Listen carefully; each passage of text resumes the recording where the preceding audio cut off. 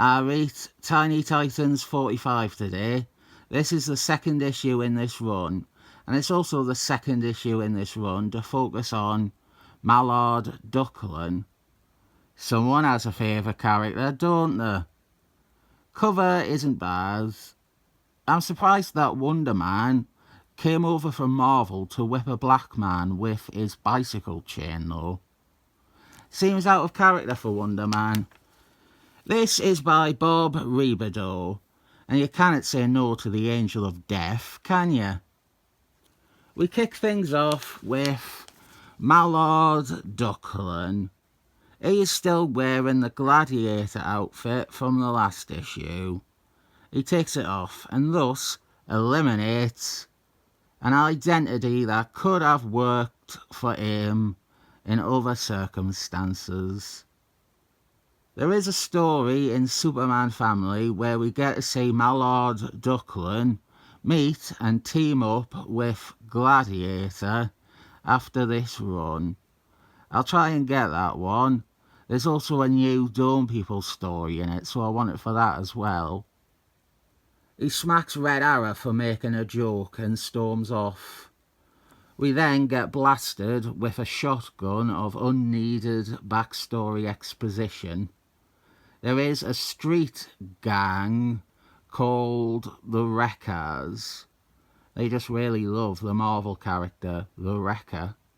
He is their favourite Thor bad guy, and they all want to be like him and his famous wrecking crew. It's a pretty paltry idea. The main one, he went away to war and came back, and now he hates that they're going to tear down their neighbourhood. And he wants to fight back, but the rest of the gang have moved on with their lives. Maybe the most significant part of the issue, actually there's no maybe about it, the most important thing we've got here is the introduction of Mallard Duckling's girlfriend, Karen Duckling. This is her first ever appearance. In a few issues' time, she becomes a costumed crime fighter herself, and she joins the Tiny Titans. She ends up being more notable than Mallard Duckling. She is a lot more active and involved, with other versions of the team as well. She also joined Dome People for a while, so did Mallard Duckling, but like with the Tiny Titans, she overshadowed them. She was a lot more integral than Mallard ever was. Mallard Duckling maybe just died in an explosion caused by the Wrecker fan club. Here, he fights the Angel of Death in a wrestling ring to save his own life. Comics are crazy, aren't they? They are legally mental. Not only that, but he beats the Angel of Death, and then is given a magic horn that if he blows, he will summon other members of the Tiny Titans. This is his new setup. Gladiator wasn't good enough, apparently. Forget about that issue. Now he has a different thing. A magic horn to blow. It is really apparent at this point how little the other Tiny Titans have to offer to the Mallard Duckling show. He tells them about the Wreckers, and so the team are going into action against them. There's no characterization or even personality with most the other members of the Tiny Titans. I don't want to keep mentioning it, but Red Arrow, he just came back from his very special episode about drug addiction. And this is the next story after that. This is his next appearance. And there is absolutely nothing done with that idea. I'm not asking for a story where he is confronting his vices or his weaknesses. But if something as colossally important as that happens with a character, then it should be reflected in some way in their next stories. The other thing to comment on is we have the Tiny Titans fighting a gang made up of non-powered regular people. That might work for Mallard Ducklan. They are clearly an opponent created for Mallard Ducklan, but they do not reflect well on the credibility of the Tiny Titans. To make my point, the Tiny Titans are bested by a group of normies. You might try to defend this with the statement, yeah, but it's a Silver Age, it's a bit of goofy fun. They weren't thinking too much about things like that back then. This came out in the last month of 1976. This came out at the same time as the Avengers were fighting Count Gravity, Neferman, Ultron. Fantastic Force were in the middle of a fight between Galactus Man and the iDigivolutionary, and they were then being bedeviled by the Frightening Force. And then Spider-Man was fighting Razorback. Some things are equal to this, I guess.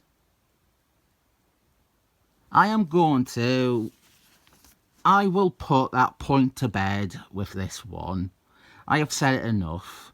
We don't need me picking up any more 1970s or early 80s DC comics and me groaning again about how they are still stuck in the past.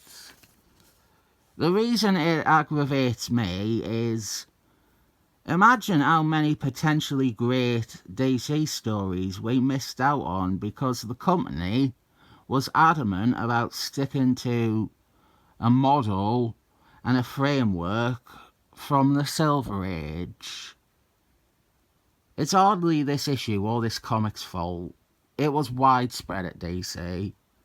Marvel stories were starting to feel like they had proper consequence.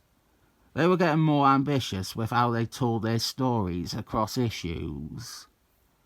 And DC is doing a dopey done-in-one 1966 story a decade too late here.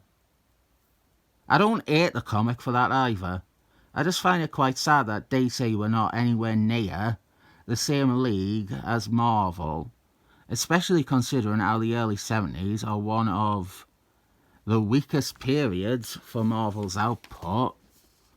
Mallard, he fights Wonder Man, and then he beats Wonder Man. I thought they was trying to save this neighbourhood. I will get the next issue. I'll keep at it with this run. It's not very long. And now that I've put a moratorium on the DC being stuck in the Silver Age discussion, maybe I can say something fresh for once. As I said, I don't hate the comic. It comes up a lot whenever I review anything. I am raising criticisms or nitpicks, and a criticism does not equal me disliking the comic. There are things wrong with some of my favourite comics. There's problems I have with the best comics ever.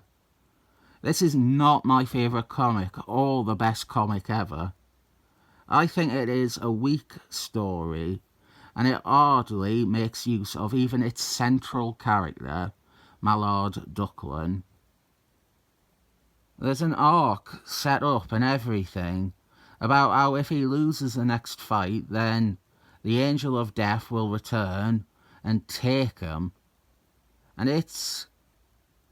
I'm not misrepresenting it or twisting information here. That is set up on the page where he fights the Angel of Death.